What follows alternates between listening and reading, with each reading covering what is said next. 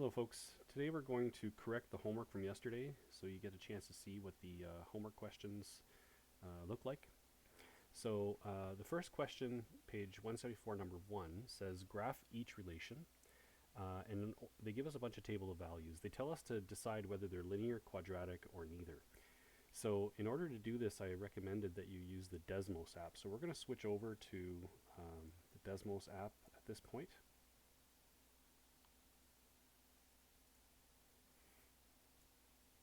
And I've already inputted all the tables of values. I've turned off the graphs except for the first one here so you can see it. So if we zoom in here a little bit, now there's no curve going through it because I put in the tables of values. So if you're wondering how to do a table of values in Desmos, I had shown it before. You just press the plus and you go to table. And then you can start typing in all the points, okay? Now if you look at these points, these seem to be following the pattern of a parabola. Now, without doing our first and second differences, we can't be 100% sure, but the shape does definitely look like a parabola. So I would say that I believe that's A is a parabola. Okay. If we look at the next one, which is B, I'm just going to scroll down here. Now, this is clearly not a parabola. This is a straight line. So B would be linear. Again, if we did our first differences, we would be able to check that. We'll get to that. The next question talks about first and second differences. The next one here is C. I'll just move it over. So this is not following any pattern. It's not a parabola, it's not a linear, so this one would be an example of neither. If you were to do your first and second differences for a situation that was neither, what would happen is neither the first nor the second differences would be constant. So we'd have to do some other kind of testing, but looking at the graph, we can see that doesn't seem to follow any of the graphs that we're used to seeing. And the last one, which is E, that one is also not following a pattern that we're used to seeing. So this one would also be an example of neither. Okay, so using Desmos really makes things a little bit easier to do those kinds of questions. All right, let's move on to question number 2. Now, in question number 2, it says, which of these relations are quadratic and how do you know? So I had set up these tables for you in your Google Drive in the Google Classroom. So I'm going to use them just to show you what you would do here. So we're going to look at 2a. Now, I'm going to write down the numbers. So we've got 250, 241, 232, 223, 214, 205, and 196. Okay. Now, I'm not going to write down the x values because all that we care about for the x values is that they are going up by a constant value. And they go negative 30, negative 29, negative 28, so they are going up by a constant value. In fact, if I look at all of the tables of values, they all go up by constant values. It's better if they go up by ones, but it's not 100% necessary. As long as they're going up by a constant value, that's all that matters. So I set up this part here to remind you to do your first differences. Now, whether or not we'll have to do our second differences, we'll see in a second. But first differences is subtracting upwards. Okay, so we're doing 196 minus 205. Well, that's minus 9. And then we're going to do 205 minus 214. And that is going to be minus 9 again. And then 214 minus 223. And that is also minus 9 or negative 9. And I'm assuming, oops. Sorry about that. I'm assuming that all of these are negative 9. Now, I know a lot of teachers start at the top of the chart, but I worry in a case like this because the mistake that's usually made by students is they'll see the 250 and they'll see the 241 and they'll do 250 minus 241, which gives them a positive 9. And you're always supposed to do the second number minus the first number. So by starting at the bottom of the table, I find my students make less mistakes by me showing them that to them. So if you always start at the bottom of the table, you're less likely to make that mistake. And yes, you will sometimes get negative numbers, okay? Now this would be a scenario that is not quadratic, it is linear because our first differences are constant. Okay? So let's look at 2b. So 0, 3, 4, 4, 0, -5, and -12. And the numbers in the x column, again, I'm not going to write down because they're going up by 2's each time. So as long as they're going up by a constant value, that's all that matters, okay? So let's do our first differences. So what is -12 minus -5? And I'm actually going to write that one out so you see it.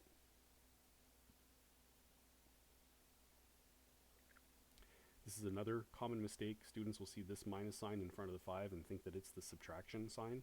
It is not. It is the sign of the -5, so there actually is a double negative here. So it's -12 minus -5. A minus -5 becomes a +5, and that'll give us a -7. Okay? -5 minus 0 is -5. 0 minus 4 is -4. 4 minus 4 is 0. 4 minus 3 is 1. 3 minus 0 is 3. And then we would do our second differences to check. Is there a constant second difference? So -7 minus -5 is -7 plus 5, which is -2. -5 minus -4 is -5 plus 4, which is -1. And I don't even have to continue the rest. The question in number 2 was asking which of the relationships are quadratic. These are not constant in the second differences. If they are not constant in the second differences, it is not quadratic. So we're not going to waste our time by calculating all up to see if they're constant after the first two weren't. Moving on to 2c. Let me write down the numbers. So we've got 128, we've got 200, we've got 288, 392, 512, 648, and 800. Now, I am just going to get the calculator handy here because I may need it for these ones. So,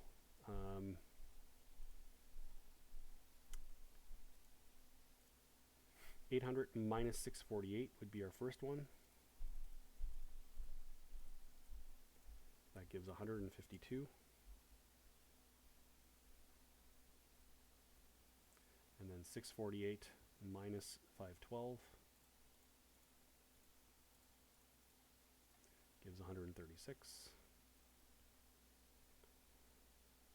512 minus 392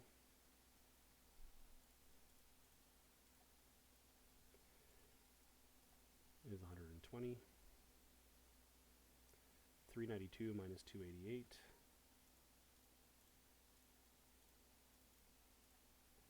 is 104. 288 minus 200 is 88. And 200 minus 128. 2 brings us to 30. 30 plus, so a 72. So our first differences aren't constant, so we now have to check our second differences. Okay, so 152 minus 136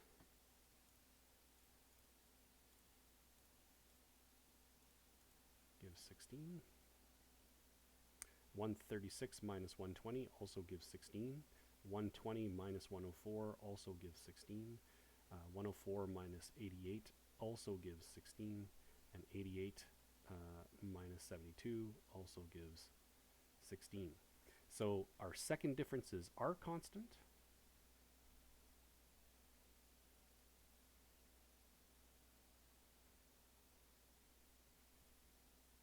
Therefore, this one is quadratic.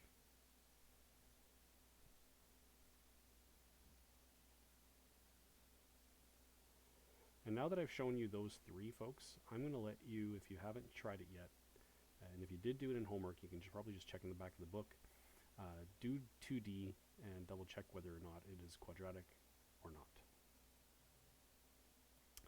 Moving on to question number 3. Says, predict which relations are quadratic, explain your reasoning. And this is being done from the equation. So I talked about in the lesson that equations that are quadratic have a special pattern to them, and that special pattern is that there is a power of 2 next to the x value. And as long as it's the highest power of x in the equation, then you are good to go and you have a quadratic. So if we look at the first one here, we've got 14x squared minus 5x plus 7. That one is quadratic because it has an x squared in it. 3x squared plus 2, oops, sorry, that's actually, well, might as well do it now. 3x squared plus 2 is also quadratic. If we look over here, now what is the power next to the x here? It's not a 0, it's a 1, right? So we have a power of 1 next to the x. That is not a quadratic. So I'm just going to put an x beside that one. We've already done number 3. If we come and do number 4, this one's not quadratic for sure because this is a power of x. And we know from our previous lessons that this is actually an exponential. Whenever you have a power of x, that's actually an exponential relationship. Down here, we have a power of 2. No other powers of x that are greater than that. So this is a quadratic. And 4 plus x is a power of 1. Hiding there, so that is not a quadratic either. I'll just put an x there. Okay? So 1, 3, and 5 are quadratic, 2, 4, and 6 are not. Now it says check your predictions by graphing each relation. So let's go back to Desmos.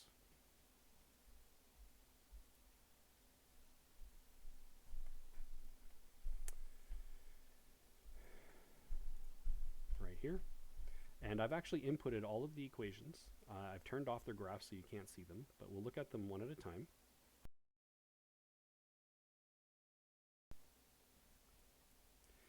So I just turned on the first graph, and here it is. And this is your quadratic parabola shape, so it is definitely quadratic. If we look at the next one, now that is not a quadratic, it is a straight line. And it is in y equals mx plus b format, so we would expect it to be a straight line. For the next one, we had said it was quadratic. It's got a power of 2, and there is our parabola shape. Now for the next one, we had said that this is an exponential because it's got an x that's a power. And this is our classic exponential shape that we've talked about before. Next one has a power of 2. There's our parabola. Now interesting that this parabola is upside down. We call this a parabola that opens down. I like to call them frown shapes, whereas this one would be a smile shape. Okay, and we'll talk about it later, but what makes it a smile or a frown is the number that's in front of the x squared. If the number in front of the x squared is a negative number, like this negative 15 right here, then you're going to have an upside down parabola. If the number in front of the x squared is positive, like the 3 up here, then that is going to be a smile-shaped parabola. And our last one, turning off that, gives us another straight line. It is in mx plus b format, although they flip it around, it's technically in b plus mx format, but that is still a linear relationship. So using Desmos really makes things a lot faster to graph. Love the software for that. Okay, let's go back to our correction of the homework. So question number 4. Does each graph have a maximum or minimum value? Use the graph to estimate the maximum or minimum. Now, I didn't talk about maximum or minimums in the lesson. You did see it in grade 10 though. And it is related to the word that I use to represent the peak or of the mountain, or the lowest part of the trough, or the valley, if you will, of the parabola. Both of those points, generally speaking, are called the vertex of the parabola. But the vertex of the parabola can either be a maximum or a minimum. And I was kind of thinking that even though we didn't necessarily review it, that you should be able to figure out what the words maximum and minimum mean. Okay? So on this parabola, is the vertex a maximum or a minimum? Well, it has a lowest point, right? It has a lowest point. So this is a minimum, which I'm just going to use min to represent. For this vertex here, it is at the top of the parabola, which means it has a highest point, right? Oh, and they did ask us to use the graph to estimate the maximum or minimum. So we could use the graph over here to estimate that that's about halfway between the first square. And each 2 squares is 20, which means this square here is 10, which means that would be a minimum of 5. And it's the height above the road in meters. So it's a minimum of about 5 meters. So using the label on the side and on the bottom, height of the road, height above the road with respect to distance from the tower, we can see that that's a measurement. So here it's vertical distance with respect to time. So what is the maximum vertical distance with respect to time? Well, it certainly looks like it's an 80 maximum. And if we look at the last one, it says braking distance. Now this one is a parabola. It does curve as it gets down towards 0. And the vertex is kind of here. Now the reason there's no side, there's no other side to the parabola is because we'd be going into negative speeds, which may not make sense in the context of this problem, okay? So sometimes the 1/2 of the parabola will actually be missing, but this is a minimum. It is the lowest point of the parabola, and that minimum would be 0 in this case, and it is meters again. So let's do question number 6, which is the last question to do. Question number 6 basically gives us a word problem. It tells us that there's an equation for that, which is height of the cannonball is equal to 150 minus 4.9 t squared, where h is the height above the ground in meters, and t is the time in seconds. So h is in meters,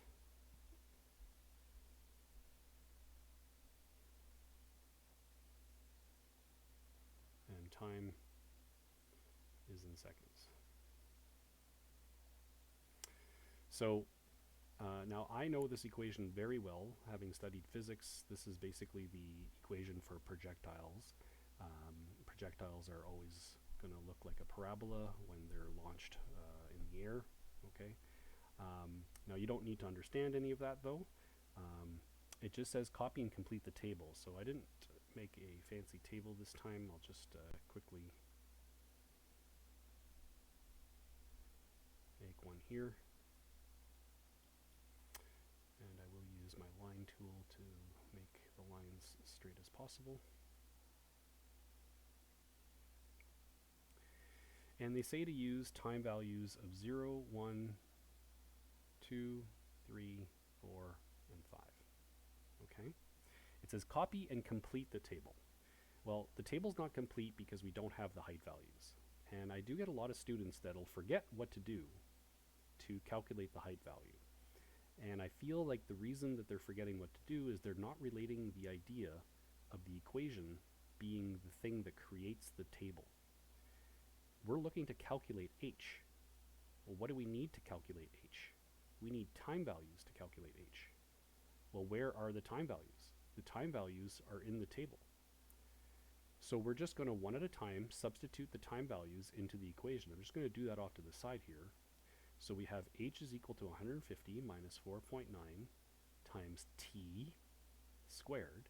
Well, t for the first one is 0. Following bed mass, that just gives 150, because negative 4.9 times 0 squared, well, 0 squared is 0. 4.9 times 0 is 0. 150 minus 0 is just 150.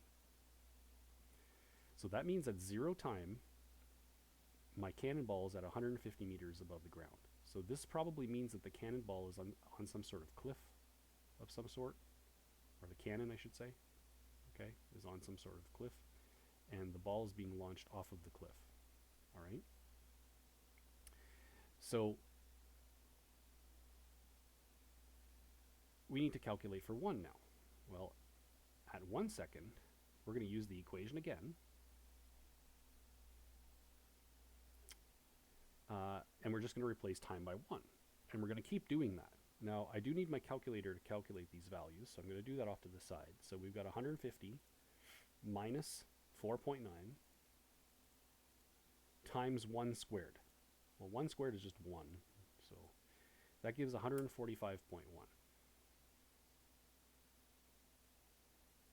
Which I'm going to write here. And then at 2 seconds, we're going to replace the time value by 2. Use the calculator. So 150 minus 4.9 times 2 to the power of 2. And that is 130.4, which I'm going to write here.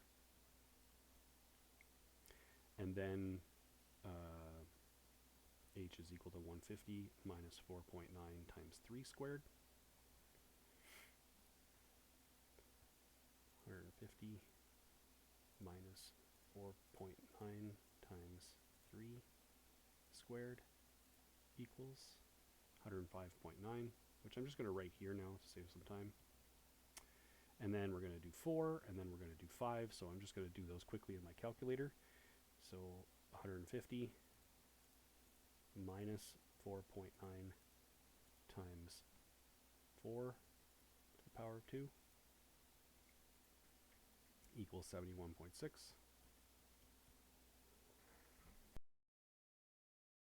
And the last one, 150 minus 4.9 times 5 squared equals 27.5.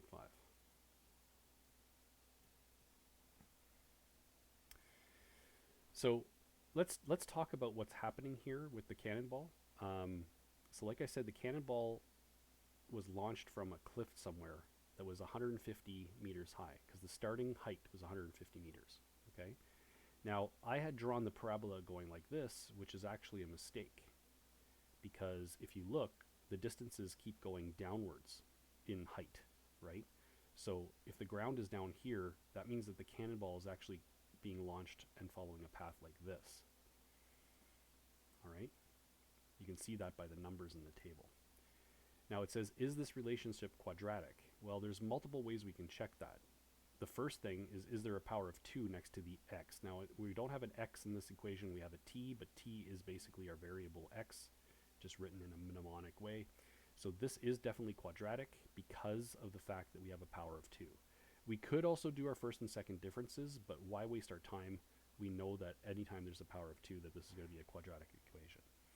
It then says to graph the relationship. I'm actually not going to do that. If you haven't done it, I would recommend you go to Desmos, click on the little plus button, add a table, put these all in.